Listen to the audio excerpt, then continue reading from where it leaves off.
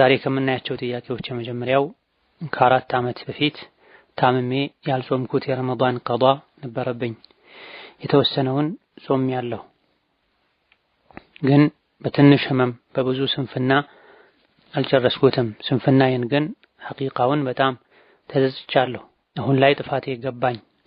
ረመዳንም ወጥቶ ባልጨርሰውስ ሞት ቢቀድመኝ እያልኩ ፈራለሁ። ይህም ብዬ ስጠይቅ ባለብሽ ቀን ልክ ምስኪን አብይና ሲፈታ ትጾሚያለሽ አሉኝ። እንዴት ይታያል? ምንስ ነው ማድረግ ያለብኝ? በአላህ ዱዓም አድርጉልኝ የሚል ጥያቄና ሌላም ተመሳሳይ በሆነ ጥያቄ በህመም ምክንያት በ2014 ረመዳን አመለጠኝ። አመቱን በሙሉ ነበር የታመምኩት። ሁለተኛው ረመዳን ሲመጣ ጾምኩኝ። ከዛ የ2014ን ሳልጾመው የአሁኑ ረመዳን እየመጣ ነው። በተከታታይ ጾሜ ለመጨረስ አልቻልኩም። የአሁኑ ጾም ከመጣ በኋላ የቀረኝን መጨረስ እችላለሁ የሚሉ ተመሳሳይ ጥያቄዎች ናቸው። በሁለቱም ሁኔታዎች ላይ ያልተጾሙ ያለፉ ጾሞችን የጾም ቀኖችን ቆጥሮ ቀዷ ማውጣት ብቻ በቂ ነው። 1 ዓመት ይሁን 2 ዓመት ሳይጾም ያለፈው ሰው ከመጾም በተጨማሪ ምግብ ማብላት አለበት፣ ምስኪን ማብላት አለበት የሚለው ለምስኪን ምግብ ማብላቱ ግዴታ አይደል። ቁርአኑ የሚለው ፈዒደቱ ሚን አያሚን ኡኸር በህመም ወይም በጉዞ ምክንያት በመሰል በጊዜው መጾምን መተው የተፈቀደ በሚያደርጉ ምክንያቶች ያልጾመ ሰው ሌላ ጊዜ ያለበትን ቀን ቆጥሮ ቀዷ ያውጣ ነው የሚለው። ቀዷው የዘገየው ለ1 ዓመትም ይሁን ቀዷውን ቀጣዩ ረመዳን ሳይገባም ያውጡት፣ ቀጣዩ ረመዳን ገብቶ ከወጣ በኋላም ይውጣ፣ 1 ዓመት ይዘግይ 2 ዓመት ይዘግይ፣ ግዴታ የሚሆነው ያለበትን ቀን ቆጥሮ ቀዷ ማውጣት ብቻ። ከመሆኑም ጋር በርካታ ሊቃውንት ያለፈውን ረመዳን ሳይጾም ቀጣይ ረመዳን የገባበት ሰው በጊዜው ወቅቱ የሆነውን ረመዳን ጾሞ ከዛ በኋላ ያለፈውን ረመዳን ቀዷ ከማውጣት ጋር ለእያንዳንዱ ቀን አንዳንድ ምስኪን ማብላት አለበት ያሉ አሉ። ከዚህም አልፎ 1 ዓመት ካዘገየ አንዳንድ ምስኪን፣ 2 ዓመት ካዘገየ 2 ምስኪን፣ 3 ዓመት ካዘገየ ደግሞ ለእያንዳንዱ ቀን 3 ምስኪን በዘገየው በቆየው ዓመት ልክ ለእያንዳንዱ ቀን ሊመግበው የሚገባው ምስኪን ቁጥሩ ይጨምራል የሚሉ ሊቃውንት አሉ። ነገር ግን ከማስረጃ አንፃር ትክክለኛው ጾሙን ቆጥሮ ቀዷ ማውጣቱ ብቻ በቂ ነው። በህመም በጉዞ በእርግዝናና በማጥባት በመሰል በጊዜው ጾምን መፍታት የተፈቀደ በሚያደርጉ ምክንያቶች ረመዳንን ያልጾመ ሰው ቀጣዩ ረመዳን እስኪገባ ድረስም መሰል ዑድር ኖሮት ካልጾመ ምንም ወንጀል የለበትም። ከሱ የሚጠበቀው በቻለ ጊዜ መጾም ነው።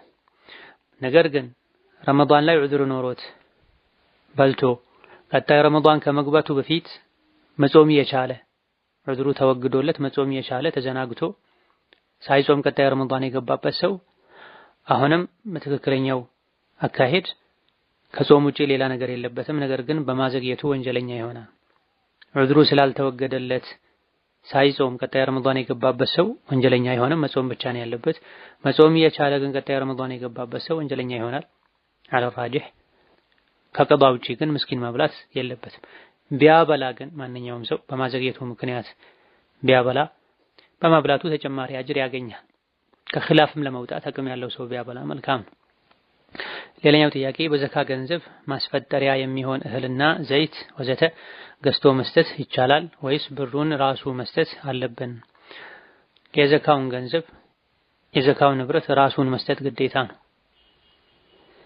ለምስኪኑ ከተሰጠው በኋላ ከፈለገ የቤት አስቤዛ ይግዛበት፣ ከፈለገ ልብስ የፈለገውን ነገር ይግዛበት እንጂ በግዴታነት ለምስኪን ስጡ የተባለን የዘካ ገንዘብ ወይም ንብረት በሌላ ቀይሮ ለምስኪን መስጠት አይቻልም። ይሄ ማድረግ የሚቻለው ገንዘቡን ቀጥታ በሰጠው ሊያጠፋ ይችላል ተብሎ አያያዝ አይችልም የሚባል ሰው ከሆነ ተነግሮት እኔ ጋር ይሄን ያክል የዘካ ገንዘብ አለ በዚህ ገንዘብ ምን ላደርግልህ ተብሎ ተጠይቆ እሱ ከፈቀደ ከወከለ ብቻ ነው ገንዘቡን ወደ ሌላ ቀይሮ መስጠት የሚቻለው እንጂ በዘካ ገንዘብ ለአቅመ ደካማ ቤት ማሰራት፣ መተዳደሪያና የገቢ ምንጭ ሊሆኑ የሚችሉ ነገሮችን ገዝቶ በዛ ለውጦ መስጠት አይቻልም።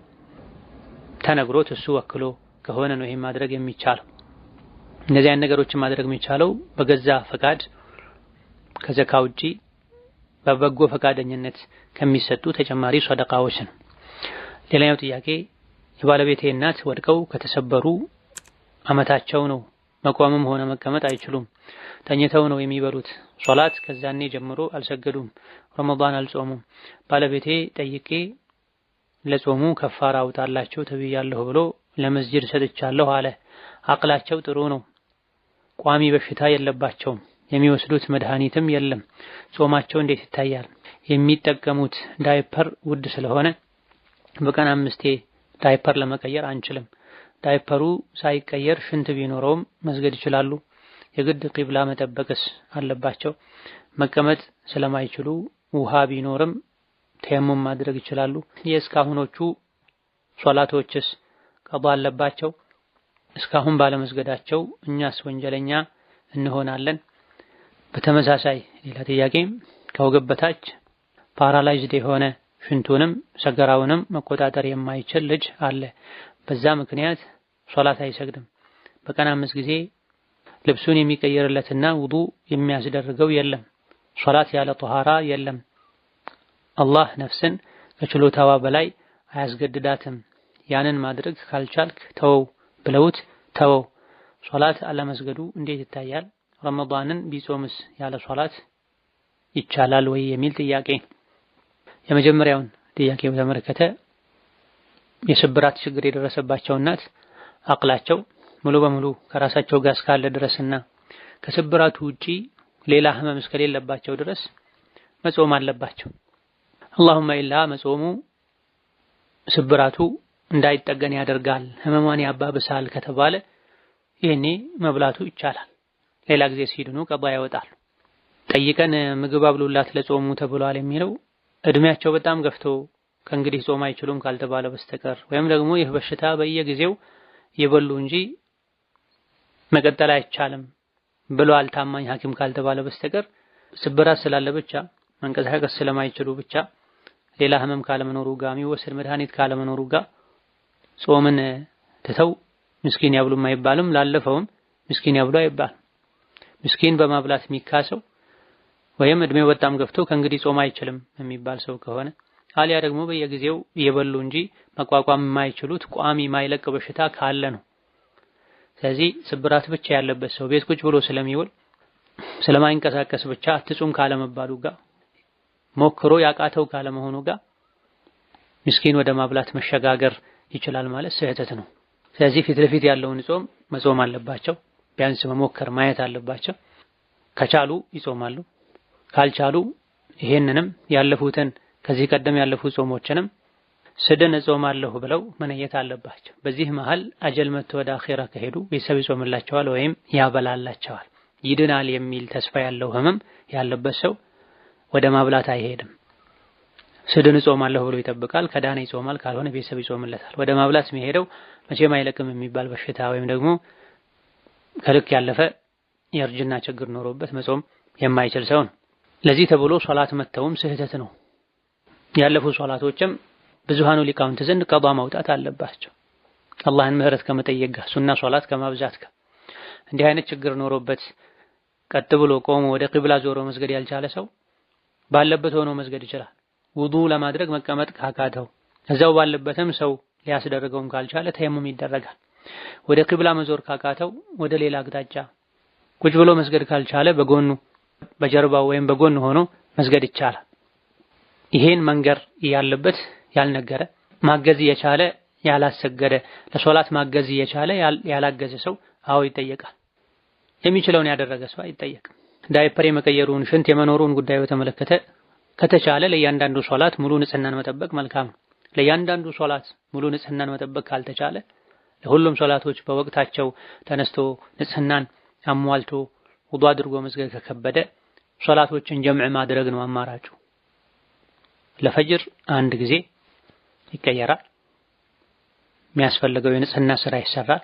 ከዛ በኋላ ዙህርና ዐስርን አንድ ላይ አስቀድሞ ወይም አዘግይቶ ከዛ መግሪብና ኢሻን አንድ ላይ አስቀድሞ ወይም አዘግይቶ ልክ እንደ መንገደኛ በሽታ ህመም ለጠናበት ሰው ሶላቶችን አጠጋግቶ በአንድ አጣምሮ መስገድ ይቻላል። ነጃሳን ማስወገድ ንጽህናን ማሟላት ስላልቻልኩ ተብሎ ሶላት አይተውም። በተቻለ ያክል አላህ ይፈራል እንጂ ሁለተኛው ጥያቄ ላይ እንደተባለው አካሉ መንቀሳቀስ የማይችል የሚያግዘው የሌለ ሰው አላህ ካቅም በላይ ያዝም ተብሎ ሶላት ተው አይባልም። ፈተቁላህ መስተጣዕቱም የቻላችሁትን ያክል አላህን ፍሩ ተብሏል። ነቢይም ሐዲታቸው ላይ አንድ ነገር ካዘዝኳችሁ የቻላችሁትን ያክል ስሩ ብላ። ሙሉ ንጽህናውን መጠበቅ የቻለ ሰው ሙሉ ንጽህናውን ጠብቆ ይሰግዳል። ሙሉ ንጽህናውን መጠበቅ ያልቻለ ሰው የቻለውን ያክል ነጃሳውን ቀናንሶ ይሰግዳል። ምንም መቀነስ ካልቻለም ባለበት ሁኔታ ይሰግዳል። ሳይሰግድ መጾሙን በተመለከተ በዓመት አንዴ እንዲጾም ያዘዘው አላህ ተባረከ ወተዓላ የሰው ልጅ በህይወት እስካለ አቅሉ ከራሱ ጋር እስካለ ድረስ በቀን 5 ጊዜ እንዲሰገድ አዟል። ከጾም ሶላት ይበልጣል። ከነጃሳ መጽዳት አልቻልኩም ተብሎ ሶላት አይተውም። ባሉበት ሁኔታ ውዱእ ማድረግ ካልተቻለም ተየሙም ተደርጎ ሶላት ይሰገዳል።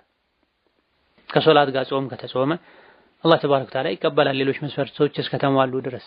ሶላት ተትቶ ግን ጾም መጾም ተቀባይነት የለው። ሌላኛው ጥያቄ እናትና አባቴ አይሰግዱም፣ እድሜያቸውም 50 እስከ 60 ይሆናሉ። ረመዳንን ግን ይጾማሉ። ጾማቸው ተቀባይነት ይኖረዋልን? እስከዛሬ ሳይሰግዱ የጾሙት ረመዳንስ ምን ማድረግ አለባቸው? ሶላት ግዴታ መሆኑን ያውቃሉ። እኔም እንዲሰግዱ ነግሬያቸው ነበረ። ግን እነሱ አሁን ከሀገር ወጥተሽ እኛን ሶላት ልትነግሪን ነው እንዴ? ሶላት የተደነገገው እኮ አሁን አይደለም ይሉኛል። እስኪ አላህ እናንተን ሰበብ አድርጎ ከሰገዱ እንኳን ከነማብራሪያው ብትመልሱልኝ የሚል ጥያቄ ነው። ሶላትን መተው ኩፍር ነው። ግዴታነቱን ከማስተባበል ጋር ከሆነ ሁሉም ሊቃውንት ዘንድ ኩፍር ነው። ግዴታነቱን ቢያምኑ እንኳ ካልሰገዱ ሶላቱን መተው በራሱ ኩፍር ነው። ራጂሑና ትክክለኛውም ይሄ ነው። ሶላትን መተው ኩፍር ከሆነ ያለ ሶላት ወይም ከኩፍር ጋር ስራ አይጠቅምም፣ ተቀባይነትም አያገኝም። አላህ ተባረከ ወተዓላ ከጾም በፊት ከሐጅ በፊት ከዘካ በፊት ሶላትን ነው ግዴታ ያደረገው። ነቢይም አለይሂ ሰላቱ ወሰላም በእኛና በካፊሮች መሃል ያለው ልዩነት ሶላት ነው፣ ሶላትን የተወ በእርግጥ ከፍሯል ብለዋል። ሶላትን በመተው ከመክፈር ጋር መጾም እንዲሁ በከንቱ መድከም ነው የሚሆን። የኛ ግዴታ መምከር ነው፣ መገሰጽ ነው፣ አልፎ አልፎ ማስታወስ ነው፣ አዘውትሮ ዱዓ ማድረግ ነው። አላህ ተባረከ ወተዓላ ሁላችንም ልባችንን ያስተካክለል። ሌላኛው ጥያቄ መከላከያ በራሱ ፈቃድ ገብቶ 9 የረመዳን ጾም ከነዘካተል ፍጥሩ ያመለጠውና አሁን ኮንትራቱን ጨርሶ የወጣ በቆይታው ለዒባዳው ብሎ ማምለጥ ቢሞክር የግድያ እርምጃ ይወሰድበት የነበረ ሰው አሁን ምን ማድረግ አለበት? ተውበት ከማድረግ ጋር ያለፉትን ረመዳኖችን እንደዚሁም ዘካተል ፍጥሮችን በሙሉ ቀዷ ማውጣት አለበት። ሌላኛው ጥያቄ ከረመዳን በፊት የቁርአን ሐለቃ ነበረን፣ ነገር ግን አሁን ረመዳን ላይ ለራሴ ቁርአንን እየቀራሁ ማክተም በላጭ ነው ወይስ ልጆቹን ማስቀራት ልቀጥል? የማላቀራቸው ከሆነ ልጆቹ ወደ መዘናጋት ይሄዳሉ ብዬ ፈራሁ። እነሱን የማቀራ ከሆነ ደግሞ ቁርአንን ለማክተም አልችልም። ስለሆነም ምን ላድርግ? በረመዳን ወርስ ከቁርአን ጋር ያለን ግንኙነት እንዴት መሆን አለበት? ቁርአን መቅራት ብቻ ነው ወይስ መሐፈብ ወይንስ ትርጉሙን ማወቅ? የቱ ነው በላጭ? ለሐፈዘውስ በረመዳን የሚበልጠው ቁርአንን ማክተም ነው ወይስ ሙራጃዓ ማድረግ ነው የሚል የተለያዩ ነጥቦችን የያዘ ጥያቄ ነው።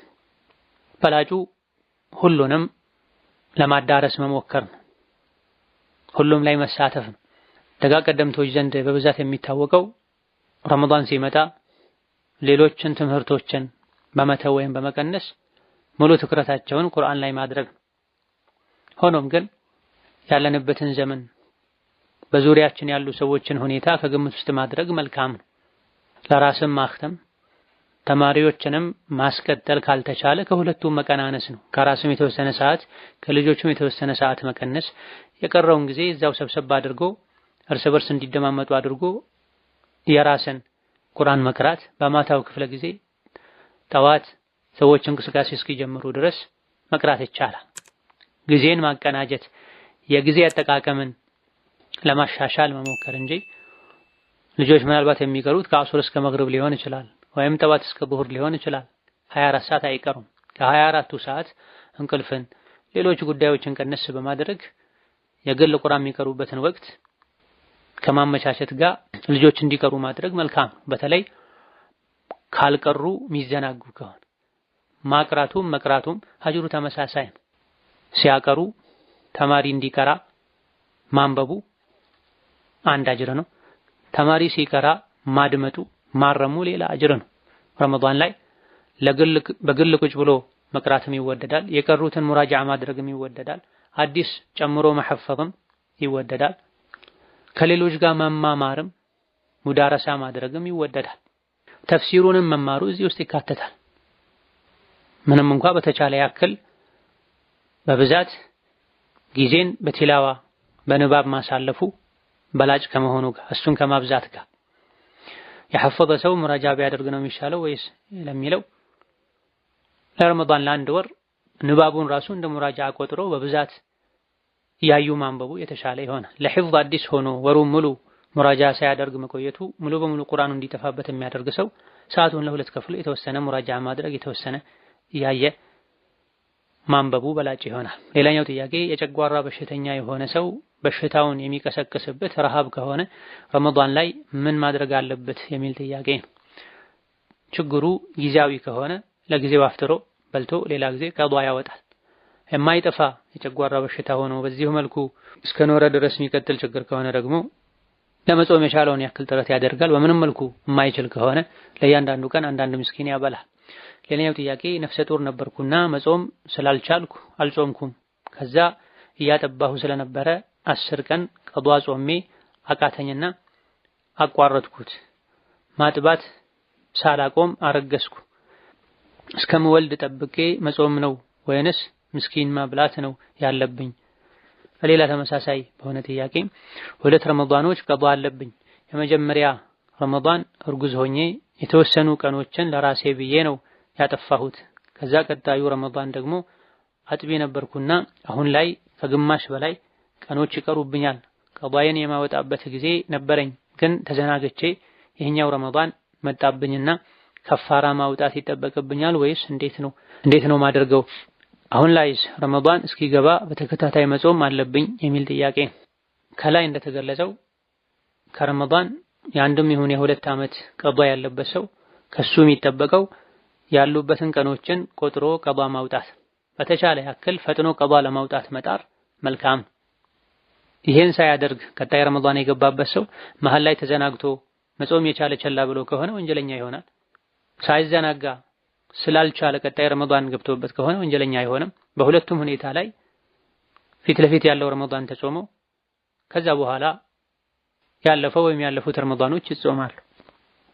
ምስኪን በመብላት ብቻ ጾሙን መካስ የሚቻለው ቋሚ ማይለቅ በሽታ ላለበት ሰው አሊያ ደግሞ እድሜው በጣም ለገፋ ሰው። ሌላኛው ጥያቄ እናቴ የዛሬ 16 ዓመት አካባቢ ገጠር ያለች ምንም አታውቅም ነበርና 2 ልጆቿን ስትወልድ በረመዳን ነበረ የወለደችውና ስንት ቀዷ እንዳለባት አታውቅም። አሁን ምን ማድረግ አለባት የሚል ጥያቄ። ገምታ ሁለቱም ረመዳኖች ላይ ሙሉን ያልጾምኩት ወይስ የተወሰነ ጾም ያለው የሚለውን በራሷ አጥንታ ምንም አልጾምኩም ካለች 2 ወር ቀዷ ታወጣለች። የተወሰነ ጾም ያለው ካለች ደግሞ ምን ያክል የሚለውን ትገምታለች። 10 ቀን የጾምኩት 5 ቀን የጾምኩት ብላ ከተጠራጠረች እርግጠኛ የሆነችበትን ዝቅተኛውን ይዛ 5 ቀን ነው 6 ቀን ካለች 5 ቀን፣ 10 ቀን ነው 11 ቀን ካለች 10 ቀን የጾምኩት የቀረብኝ እንግዲያውስ 20 ቀን ነው 15 ቀን ነው የሚለውን ይዛ ያለባትን ቀን ብቻ ቆጥራ ቀዷ ታወጣለች። ሌላኛው ጥያቄ አንዲት ሴት በረመዳን ሐይድ ላይ ሆና ያልጾመችውን ቀናት ሳትከፍል 2 ዓመት ቢሆን ምንድነው ማድረግ ያለባት የሚል ጥያቄ።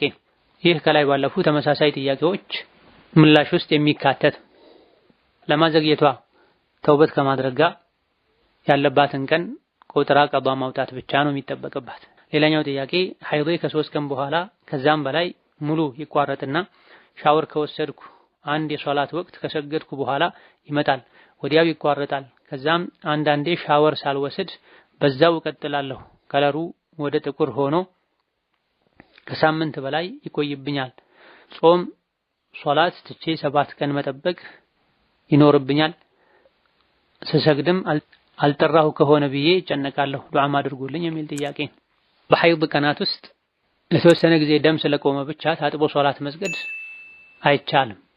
የመጥራት ምልክት እስኪታይ ድረስ መጠበቅ አለበት።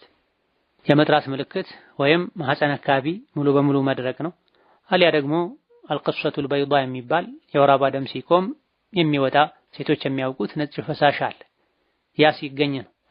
ከሁለት አንዱ ተገኝቶ ሴት ልጅ ጠርቻለሁ ብላ ታጥባ ሶላት ከጀመረች በኋላ በድጋሚ ደም ከመጣ የመጣው ደም አይነት ይታያል።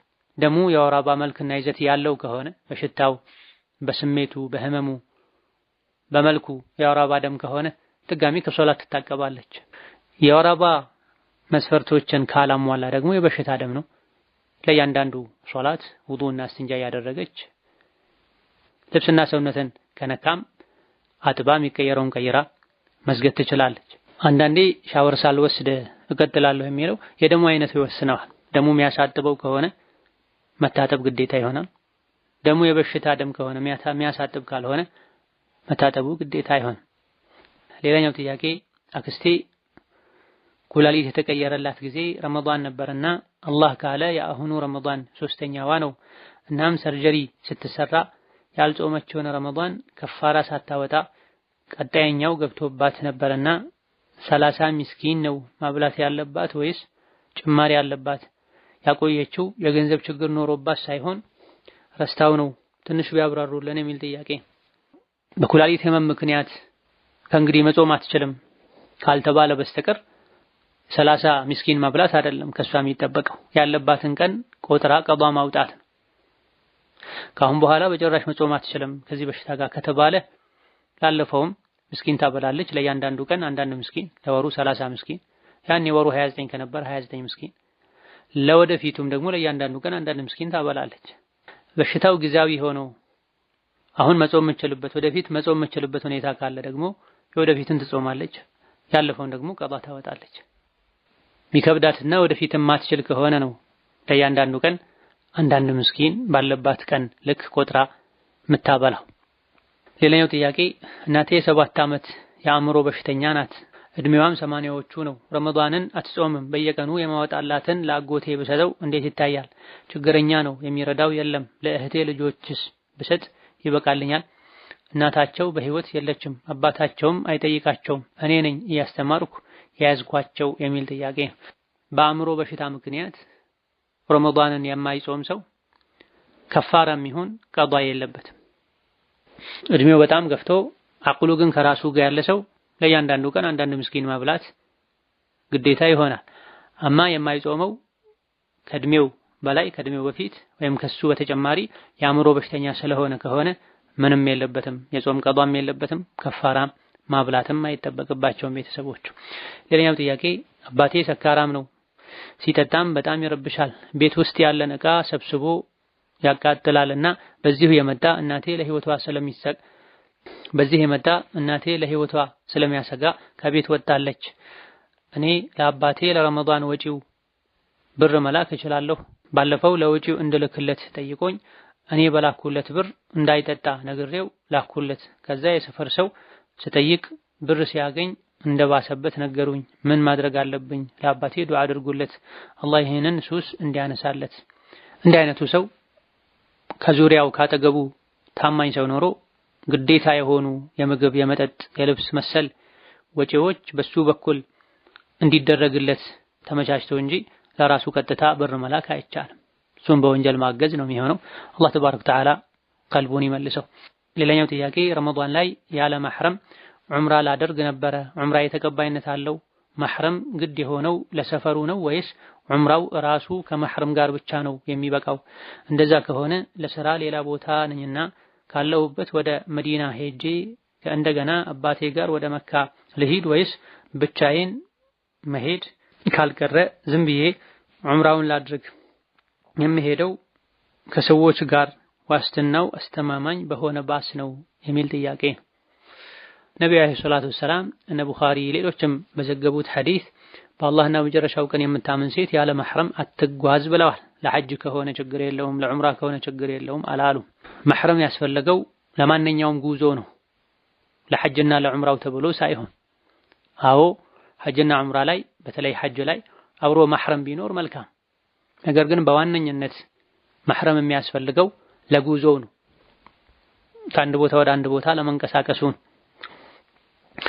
ከስራ ቦታዬ ወደ መዲና ሄጄ ከአባቴ ጋር ወደ መካ ሊሄድ ወይስ በዛው ቀጥታ ወይስ ያለ ማህረም መጓዜ ካልቀረ በዛው ቀጥታ ወደ መካ ልጓዝ ለሚለው ያለ ማህረም ረጅም ጊዜ መቆየትን የማያስከትለውን መንገድ መጠቀሙ በላጭ ነው። ማህረም ለማግኘት ተብሎ የሚጓዙት ጉዞ ማህረም ለማግኘት ተብሎ ከሚጓዙት ጉዞ ይልቅ ወደ መካ የሚደረገው ጉዞ የሚያጥርና ለደህንነትም ይበልጥ አስተማማኝ ከሆነ እሱም ማድረጉ ይቻላል፣ የተሻለ ይሆናል። መንገዱ የሚያጥረው ያለ ማህረም የሚቆይበት ጊዜ አጭር የሚሆነውና ለደህንነትም ይበልጥ አስተማማኝ የሆነው ማህረም ወዳለበት ሄዶ ከዛ ከማህረም ጋር መጓዙ ከሆነ ያም ማድረጉ በላጭ ይሆናል። ከዚህ ሁሉ የሚሻለው ማህረምን እንደምንም ብሎ ሴት ልጅ ካለችበት መጥቶ ወደ ቤቷም ይሁን ወደ ዑምራዋ እንድትሄድ አብሮ ከጎኗ መሆን ነው የሚሻለው። ሌላኛው ጥያቄ ረመዳንን ጾሜ 6 ቀን ቀዷ ነበረብኝ። ሸዋል ብቻ ነይቼ ሸዋልን ጾምኩ። አጠባ ስለነበረ ሸዋልን እንደጾምኩ ፈርዱን ሳልጾም ቀረሁ። አሁን ለሸዋል የጾምኩት ይተካልኛል ወይስ መጾም ነው ያለብኝ የሚል ጥያቄ። መጾም ግዴታ ነው። ለሸዋል ተብሎ የተነየተ ኋላ ላይ ለረመዳን ሊሆን አይችልም። ኢነማል አዕማሉ ቢንኒያት ተብሏል። ሸዋልን ነይቶ የጾመ ሰው ሸዋል ነው የሚሆንለት።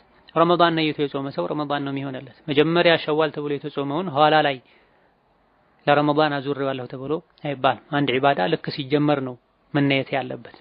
ሌላኛው ጥያቄ አባቴ የዛሬ 2 ዓመት ረመዳን ታሞ 15 ቀን መድኃኒት እየወሰደ አፍጥሮ ነበረ።